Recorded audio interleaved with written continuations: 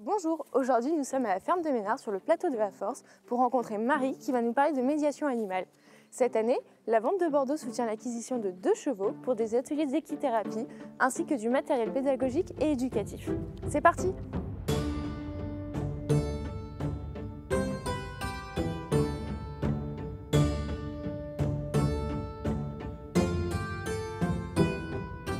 Je m'appelle Marie Fonjala, je suis monitrice d'équitation de formation initiale et j'ai été embauchée à la Fondation il y a 9 ans pour pratiquer des montes thérapeutiques entre autres et l'accompagnement de personnes autour de la médiation animale.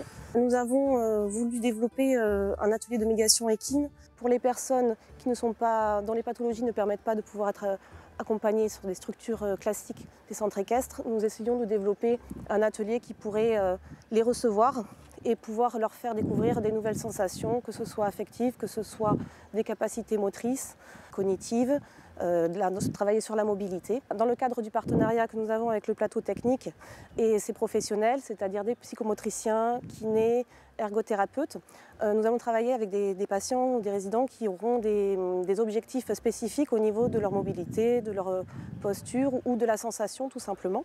Nous, on a des objectifs qui sont rééducatifs. Donc on travaille sur la posture, sur la mobilité, sur les fonctions cognitives des personnes.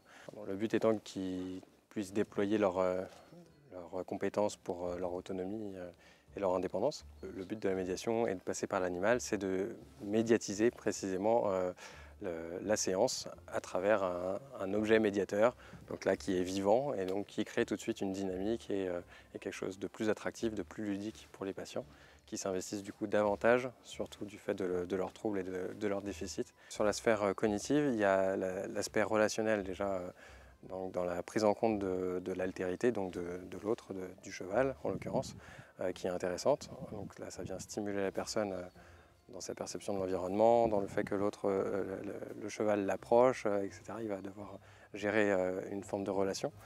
Et on profite de ces séances-là pour travailler sur d'autres aspects, évaluer les capacités d'apprentissage, voir s'il peut retenir un parcours, voir s'il peut retenir des objets, apprendre des nouvelles choses via cette activité. Voilà. Donc pour le moment, nous avons 2 petits poneys qui permettent de travailler sur tout ce qui est mobilité, repères dans l'espace, sentiments affectifs.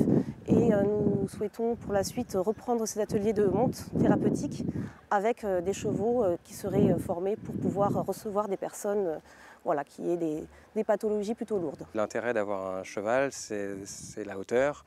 Ça va nous permettre de travailler sur le redressement de la personne, l'amplitude des gestes, d'avoir une posture beaucoup plus tonique, beaucoup plus redressée. Et puis en plus, le cheval offre une certaine prestance. Voilà. Donc ça impose une tonicité à la personne qui est très intéressante. Notamment là, au niveau de la posture, au niveau de la tonicité, c'est très intéressant de monter à cheval. C'est un peu différent parce que la personne sera portée, il y a du portage.